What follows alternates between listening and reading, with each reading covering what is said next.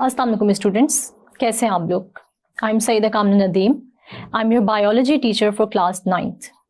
Today we are going to study the remaining part of cellular organization, which is multicellular organisms.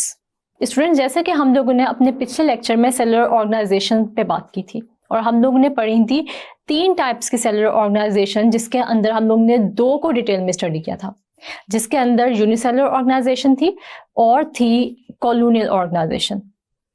हम लोग ने unicellular organisation में study किया था amoeba को, पैरामीशियम को और यूग्लिना को, और साथ ही साथ हमने ये भी देखा था कि यूनिसेलुलर ऑर्गेनाइजेशन ऐसे ऑर्गेनाइजेशन होती है जिसके अंदर ऑर्गेनिज्म सिर्फ एक सेल से मिलकर बने होते हैं. फिर हमने पढ़ा था कॉलोनियल ऑर्गेनाइजेशन को, और कॉलोनियल ऑर्गेनाइजेशन में हमने ये स्टडी किया था कि कॉलोनियल ऑर्गेनाइजेशन में यूनिसेलुलर ऑर्गेनिजम्स एक जगह पे इकट्ठे रह रहे थे in the form of colony.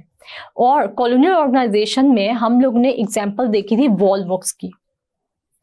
आज जो हम लोग पढ़ने जा रहे हैं वो है multicellular organisation in detail. तो हम देखते हैं कि मल्टी सेलुलर ऑर्गेनाइजेशन क्या होती है. मल्टी सेलुलर ऑर्गेनाइजेशन में ऐसे ऑर्गेनिजम्स आ जाते हैं जो कि मिलके बनते हैं मैनी सेल से, यानी मल्टीपल ऑफ सेल से. स्टूडेंट्स, हम देखते हैं कि मल्टी सेलुलर ऑर्गेनाइजेशन में अगर हम लोग एग्जांपल देखें तो ह्यूमन बीइंग्स भी मल्टी सेलुलर ऑर्गेनिजम्स होते हैं, क्योंकि ह्यूमन बीइंग्स भी मिलियंस ऑफ सेल से मिलके बने हुए हैं. लेकिन जो हम लोग डिटेल में स्टडी करेंगे एग्जाम्पल्स को, वो है फ्रॉग की और मस्टर्ड प्लांट की. स्टूडेंट्स, आप लोगों ने सरसों के पौधे के बारे में तो सुना ही होगा, और आप लोगों ने साग भी खाया होगा, और आप लोग बहुत शौक से खाते होंगे, आप लोगों को पसंद भी होगा यकीनन साग. तो हम लोग आज मस्टर्ड प्लांट के बारे में ही बात करने जा रहे हैं. अगर हम लोग मस्टर्ड प्लांट का साइंटिफिक नेम देखें तो वो है ब्रासिका कैम्पेस्ट्रिस. हम देखते हैं कि ये जो मस्टर्ड प्लांट है ये सर्दियों के मौसम में बोया जाता है, और इसके सीड्स भी सर्दियों के मौसम में ही जो है वो ग्रो करते हैं. इसी तरह अगर हम लोग ये देखें कि सरसों का पौधा जो है वो उसके अंदर जो है वो किस कलर के फ्लावर्स होते हैं, तो हम लोग को वो येलो कलर के फ्लावर्स, यानी वो जो सरसों के पौधे को अगर हम लोग देखें तो उसके अंदर येलो कलर के जो है वो हम लोग को फ्लावर्स भी नजर आते हैं, जो बहुत ही जब खेतों में लगते हैं तो बहुत ही खूबसूरत दिखाई देते हैं. कि सरसों के पौधे की या मस्टर्ड प्लांट की हम लोग डायग्राम देखें तो उसके अंदर आप लोगों को जो है वो लीव्स नजर आ रहे हैं, ठीक है. इसके अलावा रूट्स आप लोगों को दिखाई दे रही हैं, फ्लावर्स नजर आ रहे हैं, येलो कलर के स्टेम्स नजर आ रहे हैं. जितने भी आपको पार्ट्स नजर आ रहे हैं इनके जो है वो डिफरेंट फंक्शंस है. स्टूडेंट्स, हम लोग मस्टर्ड प्लांट की प्लांट बॉडी को 2 पार्ट्स में डिवाइड कर सकते हैं. एक होती है वेजिटेटिव प्लांट बॉडी और दूसरी होती है रिप्रोडक्टिव प्लांट बॉडी. अगर हम लोग वेजिटेटिव पार्ट्स की बात करें तो वेजिटेटिव पार्ट्स वो पार्ट्स होते हैं जैसे कि रूट्स है, स्टेम्स हैं, ब्रांचेस हैं, जो कि किसी भी किस्म की रिप्रोडक्टिव जो एक्टिविटी है या रिप्रोडक्शन है उसका हिस्सा नहीं लेती. लेकिन अगर हम लोग रिप्रोडक्टिव पार्ट्स की बात करें तो इसके अंदर आ जाते हैं मस्टर्ड प्लांट के फ्लावर्स, जो कि रिप्रोडक्शन में हिस्सा लेते हैं, यानी जो नेक्स्ट जनरेशन है उसको या नेक्स्ट जो प्लांट्स हैं उनको ग्रो करने में क्या करते हैं, अपना रोल प्ले करते हैं. इसके अलावा अगर हम लोग ये देखें कि मस्टर्ड प्लांट के यूजेस कौन कौन से हैं, तो हम लोग मस्टर्ड प्लांट को एज अ वेजिटेबल भी यूज कर सकते हैं. जैसे हम लोग साग जो है वो उसको खाने के तौर पे, सब्जी के तौर पे जो है वो इस्तेमाल करते हैं. और अगर हम लोग देखें कि इसके सीड्स जो हैं मस्टर्ड प्लांट के वो किस तरीके से यूज हो सकते हैं, तो वो जो सीड्स होते हैं मस्टर्ड प्लांट के उनसे एक्सट्रैक्ट होता है ऑयल, जिसको हम लोग सरसों का तेल भी कहते हैं, और वो हम लोग जो है वो अपने बालों पे लगाते हैं, ठीक है. इसके अलावा हम लोग जो है वो उसको कुकिंग ऑयल के तौर पे भी इस्तेमाल कर सकते हैं, ठीक है. अक्सर लोग जो है वो सिर्फ अपने बालों को अच्छा करने के लिए या ग्रो करने के लिए जो है वो सरसों का तेल जो है वो यूज करते हैं, लेकिन अक्सर लोग जो होते हैं वो सरसों के तेल को कुकिंग ऑयल के तौर पे भी यूज करते हैं, क्योंकि उसके बहुत सारे जो है वो फायदे भी होते हैं. फ्रेंड्स, अब जो हम लोग डिस्कस करने जा रहे हैं मल्टीसेलुलर ऑर्गेनिज्म की एग्जाम्पल, वो है बहुत ही कॉमन सी, और वो है फ्रॉग, जो आप लोगों ने जो है वो आम घरों में भी आप लोग देखते हैं, ठीक है. इसके अलावा अगर आप लोग कहीं पे बाहर चले जाएं तो वहां पे भी आप लोग को जो मेंढक है वो नजर आते हैं, ठीक है. आम सा ही एक एनिमल है, बहुत ही कॉमन है.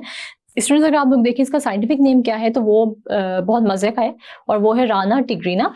और हम देखते हैं कि अगर एक्सटर्नली यानी इसकी मॉर्फोलॉजी हम लोग देखें फ्रॉग की, तो हम देखते हैं कि इसके अंदर आप लोगों को जो है वो फ्रॉग की 2 आंखें नजर आएंगी, ठीक है। इसके अलावा ईयर ड्रम्स नजर आएंगे, इसके अलावा 2 नॉस्ट्रल्स नजर आएंगे। और हम देखते हैं इसके अंदर जो है वो जैसे हमारी जो है आंखों की 2 आईलिड्स होती हैं, एक जो है ये अपर होती है और एक लोअर आईलिड होती है। लेकिन अगर हम लोग फ्रॉग में देखें तो वो आप लोग को 3 आईलिड्स नजर आती हैं, और वो एक होती है, एक ट्रांसपेरेंट मेम्ब्रेन होती है, ठीक है, थर्ड आईलिड वो उनकी होती है, और जिसको हम कहते हैं निक्टिटेटिंग मेम्ब्रेन। और इसके अलावा जो हम देखते हैं फ्रॉग के बारे में, तो ये भी एक मल्टी सेलुलर ऑर्गेनिज्म है, यानी ये बहुत सारे सेल से मिलकर बना हुआ है। जब इसके बहुत सारे सेल्स मिलते हैं तो वो बनाते हैं टिश्यूज, और जब बहुत सारे टिश्यूज मिलते हैं तो वो इसके डिफरेंट ऑर्गन्स बनाते हैं। उसी तरह जिस तरह ह्यूमन बींग्स के या बाकी प्लांट्स के या मल्टी सेलुलर ऑर्गेनिजम्स जो होते हैं उनके ऑर्गन्स होते हैं, इसी तरह फ्रॉग के भी जो है वो ऑर्गन्स होते हैं। और ये बहुत ही वेल डेवलप्ड या वेल ऑर्गेनाइज्ड जो है ये इसकी जो अगर हम इसके स्ट्रक्चर देखें तो वो बहुत ही कॉम्प्लेक्स होता है, जिस तरह के एक ह्यूमन बीइंग का होता है या एनिमल का होता है, ठीक है। उसी तरह जो है ये फ्रॉग भी जो है इसका बहुत ही कॉम्प्लेक्स जो है वो स्ट्रक्चर होता है, ये सिंपल स्ट्रक्चर रखने वाला जो है वो एनिमल नहीं है। फिर हम देखते हैं कि जब इसके बहुत डिफरेंट ऑर्गन्स मिलते हैं तो वो बनाते हैं डिफरेंट ऑर्गन सिस्टम्स। जैसे हम देखते हैं इसके अंदर रेस्पिरेटरी सिस्टम भी अपना प्रॉपर होता है, नर्वस सिस्टम भी होता है, इसके अलावा रिप्रोडक्टिव सिस्टम भी होता है, और मतलब डिफरेंट टाइप्स के जो है वो सिस्टम्स जब इसके मिलते हैं तो ये एक कंप्लीट जो है ऑर्गेनिज्म बन जाता है। जो साइंटिफिकली जो इसका हमने नेम रखा वो है राना टिग्रीना, और जो कि मेंढक या फ्रॉग के नाम से भी जाना जाता है। अच्छा, अगर हम लोग फ्रॉग के ऑर्गन सिस्टम्स की बात करें तो सबसे पहले जो ऑर्गन सिस्टम है वो है डाइजेस्टिव सिस्टम। तो हम इसका डाइजेस्टिव सिस्टम अगर देखें तो जिस तरह एक ह्यूमन का डाइजेस्टिव सिस्टम होता है उसी तरह ऑलमोस्ट जो है वो इसके अंदर सारे के सारे ऑर्गन्स होते हैं। जैसे हम देखते हैं कि स्टमक है, स्प्लीन है, इंटेस्टाइन, स्मॉल इंटेस्टाइन है, लार्ज इंटेस्टाइन है, लिवर है, ठीक है। ये सारे के सारे जो डाइजेस्टिव ऑर्गन्स हैं ये सब के सब मिलकर जो है वो फ्रॉग का डाइजेस्टिव सिस्टम बना रहे हैं और फ्रॉग को हेल्प कर रहे हैं in the process of digestion. इसके बाद अगर हम लोग इसके रेस्पिरेटरी सिस्टम की बात कर लें तो इसके अंदर जो है वो हम लोग देखते हैं जिस तरह हमारे अंदर जो है वो नॉस्ट्रल्स होते हैं, इसी तरह फ्रॉग के अंदर भी नॉस्ट्रल्स होते हैं। फिर जो है वो इसके अंदर वॉइस बॉक्स यानी लेरिंग्स भी होता है। इसके अलावा हम देखते हैं कि 2 लंग्स होते हैं जो कि इसकी ब्रीदिंग में जो है वो हेल्प करते हैं, और एक्सलेशन या इनहेलेशन में जो है वो प्रॉपर जो ब्रीदिंग मैकेनिज्म होता है उसी तरह फ्रॉग के अंदर होता है जिस तरह के ह्यूमन बींग्स के अंदर हम लोग स्टडी करते हैं। इसी तरह फ्रॉग के अंदर भी सर्कुलेटरी सिस्टम जो है वो वैसा ही होता है जैसे एक ह्यूमन बीइंग में होता है, और इसके डिफरेंट कंपोनेंट्स होते हैं जैसे कि हार्ट है, ब्लड वेसल्स है और ब्लड है। फिर हम देखते हैं कि जो इसका हार्ट होता है वो ब्लड पंप करता है थ्रू आउट इट्स बॉडी, और ब्लड जो है वो किसके थ्रू जो है मूव करेगा, ब्लड वेसल्स के थ्रू जो है इसकी बॉडी के अंदर मूव करेगा, और ब्लड जो है वो कैरी करेगा डिफरेंट मिनरल्स को, न्यूट्रिएंट्स को, गैसेस को, और वो सेल्स को और डिफरेंट टिश्यूज को पहुंचाएगा। अगर हम लोग फ्रॉग के यूरिनरी सिस्टम की बात करें तो इसके अंदर जो है वो जैसे हमारे अंदर किडनीज होती हैं वैसे ही एक फ्रॉग के अंदर भी होती हैं, यूरेटर्स होते हैं, और इसके अलावा यूरिनरी ब्लैडर होता है और क्लोएका होता है, जो कि हम देखते हैं किडनीज जो है वो इसकी एक्सक्रीशन में हेल्प करती हैं, यानी इसकी बॉडी का जो वाटर होता है उसमें जो एक्सेस वाटर होगा उसको क्या कर देंगी, एक्सक्रीट आउट कर देंगी। और इसके अलावा जो अगर सॉल्ट्स ऊपर नीचे होंगे तो सॉल्ट्स को भी जो है वो अगर एक्सेस सॉल्ट्स हैं तो उनको भी बॉडी से एक्सक्रीट आउट करेंगी विद वाटर, ठीक है। और थ्रू हम देखते हैं ये जो सारी फिल्ट्रेशन हो रही है, ये सारी की सारी फिल्ट्रेशन होगी थ्रू किडनीज। तो इसका यूरिनरी सिस्टम भी जो होता है वो ह्यूमन बीइंग्स की तरह बहुत ही वेल ऑर्गेनाइज्ड और बहुत ही एक सिस्टमैटिक वे के अंदर जो है वो काम करता है। स्टूडेंट्स, अगर हम लोग फ्रॉग के रिप्रोडक्टिव सिस्टम की बात करें तो पहले हम लोग जो स्टडी करेंगे वो है मेल रिप्रोडक्टिव सिस्टम, और उसके बाद हम लोग स्टडी करते हैं फीमेल रिप्रोडक्टिव सिस्टम। तो सबसे पहले हम लोग देख लेते हैं मेल रिप्रोडक्टिव सिस्टम जो है उसके अंदर कौन कौन से कंपोनेंट्स हैं। तो सबसे पहले हम देखते हैं कि इसके अंदर भी टेस्टिस होते हैं जो कि स्पर्म की प्रोडक्शन कराते हैं, और उसके बाद फिर हम लोग देखते हैं कि स्पर्म डक्ट है, और लास्ट पे जो है वो क्लोएका है। और अगर हम लोग फीमेल रिप्रोडक्टिव सिस्टम की बात करें तो उसके अंदर भी डिफरेंट कंपोनेंट्स जो है वो हम लोग स्टडी कर सकते हैं, जैसे कि हम देखते हैं ओवरीज हैं जो कि एग की प्रोडक्शन में हेल्प करेंगी, और इसके अलावा हम लोग देखते हैं कि ओविडक्ट है, और फिर यूट्रस है और क्लोएका है। स्टूडेंट्स, अगर हम लोग फ्रॉग के सेंट्रल नर्वस सिस्टम की बात करें यानी सीएनएस की बात करें तो वो 2 कंपोनेंट्स पे जो है वो मुश्तमिल होता है, जैसे कि हम देखते हैं ब्रेन और दूसरा है हमारे पास स्पाइनल कॉर्ड। जैसे अगर हम लोग एक ह्यूमन बीइंग के सेंट्रल नर्वस सिस्टम की बात करें तो फ्रॉग का नर्वस सिस्टम भी जो है वो बिल्कुल वैसा ही होता है। ये भी इसकी जो फ्रॉग की कोऑर्डिनेशन है उसके अंदर हेल्प करता है। जैसे हम देखते हैं कि ब्रेन भी जो है वो डिफरेंट जो है वो न्यूरॉन्स से मिलकर बना होता है, और इसके अलावा जो है वो हम देखते हैं कि इसकी जो ये जो न्यूरॉन्स होते हैं, ये जब कंबाइन करते हैं तो ये डिफरेंट नर्व्स बनाते हैं, और ये नर्व्स जो होती हैं ये क्या करती हैं, न्यूरॉन्स या जो नर्व्स होती हैं ये हमारे मैसेजेस को, या फ्रॉग की जैसे हम एग्जांपल पढ़ रहे हैं तो फ्रॉग के मैसेजेस को जो है वो उसकी बॉडी के अंदर जो है वो एक जगह से दूसरी जगह मूव कराती हैं। और हम देखते हैं इसी तरह जो है वो हम देखें कि ब्रेन जो है फ्रॉग का वो किसके अंदर इनक्लोज होता है, वो इनक्लोज होता है एक स्कल के अंदर यानी खोपड़ी के अंदर। और वो जो स्कल होती है वो एक्चुअली करती क्या है, वो ब्रेन को प्रोटेक्ट करती है किसी भी एक्सटर्नल इंजरी से। इसी तरह हम देखते हैं कि अगर हम लोग फ्रॉग की स्पाइनल कॉर्ड की बात करें तो फ्रॉग की स्पाइनल कॉर्ड भी जो है वो किसी भी इंजरी से बचने के लिए किसके अंदर प्रोटेक्टेड होती है एक बैकबोन में या वर्टिब्रल कॉलम में।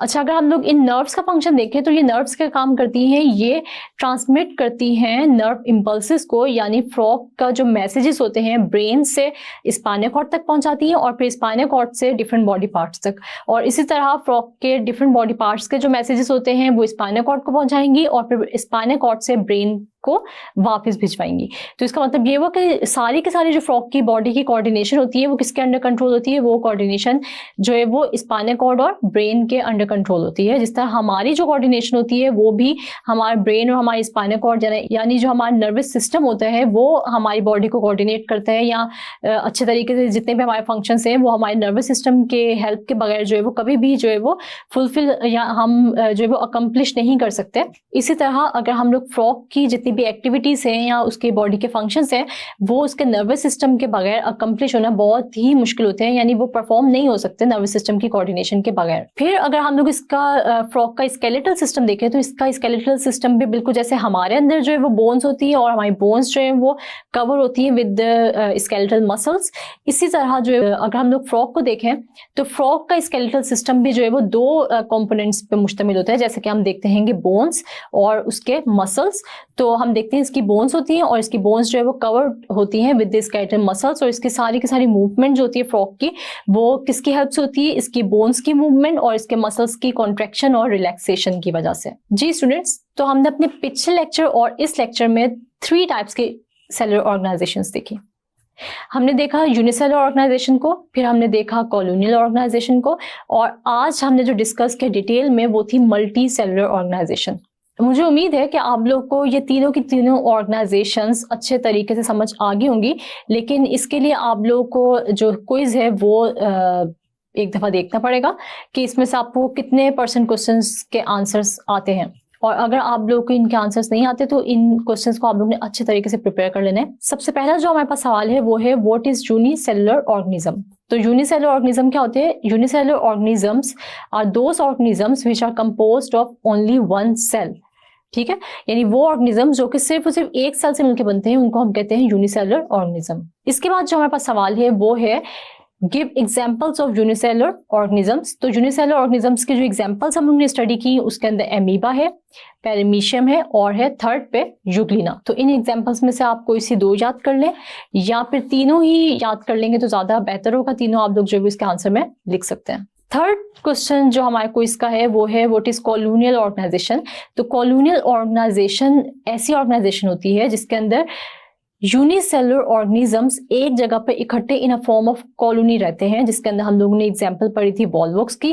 तो जब भी आपसे ये सवाल पूछा जाएगा व्हाट इज कॉलोनियल ऑर्गेनाइजेशन तो उसके अंदर आप लोग जो है वो सारा कुछ डिस्कस करेंगे कि कॉलोनियल ऑर्गेनाइजेशन क्या होती है, उसकी डेफिनेशन, फिर उसकी एग्जाम्पल भी आप लोग जरूर लिखेंगे। तो ये पूरा का पूरा छोटा सा पैराग्राफ है वो आप लोग याद कर लीजिएगा। इसके बाद जो क्वेश्चन आ जाता है वो है हमारे पास डिफाइन यूकैरियोटिक सेल्स। तो यूकैरियोटिक सेल्स मैंने आप लोगों को जैसे बताया था वो सेल्स होते हैं जिसके अंदर वेल डिफाइंड न्यूक्लियस भी होता है और मेम्ब्रेन बाउंडेड ऑर्गेनेल्स भी प्रेजेंट होती हैं। ये होते हैं यूकैरियोटिक सेल्स। जैसे कि हम देखते हैं कि कोई भी जैसे ह्यूमन बीइंग है, एनिमल्स हैं या प्लांट्स हैं, ये सब के सब जो ऑर्गेनिजम्स हैं ये मिलकर बने हुए यूकैरियोटिक सेल्स हैं। नेक्स्ट जो हमारे पास क्वेश्चन आ जाता है वो है डिफाइन मल्टी सेलुलर ऑर्गेनिजम्स। तो ये ऐसे ऑर्गेनिजम्स होते हैं जो कि मिलके बने होते हैं मैनी सेल से, यानी बहुत सारे यानी मिलियंस ऑफ सेल से जो ऑर्गेनिजम्स मिलके बने होते हैं उनको हम कहते हैं मल्टी सेलुलर ऑर्गेनिजम्स। और इसके अंदर हम लोगों ने डिस्कस की थी एग्जांपल फ्रॉग की और मस्टर्ड प्लांट की। इसके बाद जो हमारे पास क्वेश्चन है वो है what do you know about frog. तो फ्रॉग के बारे में आप लोगों ने सबसे पहले उसका नाम लिखना है साइंटिफिक, जो कि है राना टिग्रीना, और उसके बाद आप लोगों ने बताना है कि ये जो है वो बहुत सारे सेल से मिलकर बना हुआ है, और जब सेल्स मिलते हैं इनके तो बनाते हैं टिश्यूज, और जब टिश्यूज मिलते हैं तो ऑर्गन्स बनाते हैं, और डिफरेंट ऑर्गन्स जब मिलते हैं तो वो ऑर्गन सिस्टम्स बनाते हैं, और फिर एक कंप्लीट फ्रॉग बनता है। और उसके जो है वो डिफरेंट ऑर्गन सिस्टम्स की भी डिटेल है जो आप लोग जो है इसके अंदर लिख सकते हैं कि उसका सर्कुलेटरी सिस्टम कैसा होता है, उसका रिप्रोडक्टिव सिस्टम कैसा होता है, उसका नर्वस सिस्टम कैसा होता है, डाइजेस्टिव सिस्टम कैसा होता है, और उसका जो रेस्पिरेटरी सिस्टम है वो कैसा होता है। इसके बाद हम लोगों ने दो डेफिनेशंस पढ़ी थी मस्टर्ड प्लांट के अंदर, जैसे कि एक वेजिटेटिव पार्ट्स की थी और दूसरी थी रिप्रोडक्टिव पार्ट्स की। ये मस्टर्ड प्लांट के पैराग्राफ के अंदर जो है वो थोड़ी अंदर करके लिखी हुई है, लेकिन ये पूछी जा सकती हैं आपसे एग्जाम्स में, तो ये बहुत ही इंपॉर्टेंट है, इनको आप हाईलाइट कर लें। तो सबसे पहले हम देख लेते हैं कि वेजिटेटिव पार्ट्स कौन से होते हैं। वेजिटेटिव पार्ट्स वो पार्ट्स होते हैं जो कि सेक्सुअल रिप्रोडक्शन में हिस्सा नहीं लेते, और इसके अंदर हम देखते हैं रूट्स हैं, स्टेम्स हैं, लीव्स हैं और ब्रांचेस हैं मस्टर्ड प्लांट की। और अगर हम इसका नेक्स्ट क्वेश्चन देखें तो वो है डिफाइन रिप्रोडक्टिव ऑर्गन्स। तो रिप्रोडक्टिव ऑर्गन्स वो ऑर्गन्स हैं मस्टर्ड प्लांट के जो कि उसकी सेक्सुअल रिप्रोडक्शन में हिस्सा लेते हैं, और इसके अंदर आ जाते हैं उसके फ्लावर्स। फिर अगर हम लोग देखें कि ये जो हमने सेलुलर ऑर्गेनाइजेशन देखी, तो इसके अंदर लॉन्ग क्वेश्चन कौन कौन सा आ सकता है। तो इसके अंदर आ सकता है कि मस्टर्ड प्लांट पे आप नोट लिखें, तो आपने पूरा मस्टर्ड प्लांट को जो है वो अच्छे तरीके से प्रिपेयर करना है। या फिर आपसे ये भी पूछा जा सकता है कि कॉलोनियल ऑर्गेनाइजेशन के बारे में आप क्या जानते हैं। तो कॉलोनियल ऑर्गेनाइजेशन के बारे में आप जो जानते हैं वो आपने जो है वो एज लॉन्ग क्वेश्चन अटेम्प्ट करना है, यानी उसकी डेफिनेशन है, उसकी थोड़ी सी एक्सप्लेनेशन है, और फिर उसकी आ जाएगी वॉल्वॉक्स की एग्जाम्पल। और इसके अलावा जो है वो सेलुलर ऑर्गेनाइजेशन पे जो है वो पिछले एग्जाम्स में जो है वो पूरा नोट भी आया हुआ है, यानी तीनों ऑर्गेनाइजेशंस को आपने डिस्कस करना है, लेकिन आप लोगों ने इस तरह डिस्कस करना है कि यूनिसेलुलर ऑर्गेनिज्म की डेफिनेशन उसकी एग्जांपल, फिर जो है वो कॉलोनियल ऑर्गेनाइजेशन की डेफिनेशन उसकी एग्जांपल, और फिर मल्टी सेलुलर ऑर्गेनाइजेशन की डेफिनेशन, और फिर उसकी एग्जांपल्स जो है वो आपने डिटेल में लिखनी है, क्योंकि उसके अंदर दो एग्जांपल्स जो है वो डिस्कस की हुई है, फ्रॉग की और मस्टर्ड प्लांट की, तो वो आपको डिटेल में लिखनी पड़ेगी। और जो यूनिसेलुलर और कॉलोनियल की उसको आप थोड़ा सा शॉर्ट कर लेंगे, क्योंकि इस तरह आपके जो नंबर्स हैं वो मैनेज इजीली हो जाएंगे, क्योंकि टाइम जाहिर सी बात है कम होता है, और आप लोगों ने अच्छे से वो क्वेश्चन भी अटेम्प्ट करने, तो आप लोगों ने सारा नहीं लिखना, बल्कि उसको आप लोगों ने डेफिनेशन और एग्जांपल ऐसे करके जो है वो आप लोगों ने उसको अटेम्प्ट करना है इस क्वेश्चन को, जो कि आपसे पूछा जा सकता है कि सेलुलर ऑर्गेनाइजेशन पे कंप्लीट नोट लिखें। तो आज हम लोगों ने डिस्कस किया सेलुलर ऑर्गेनाइजेशन को।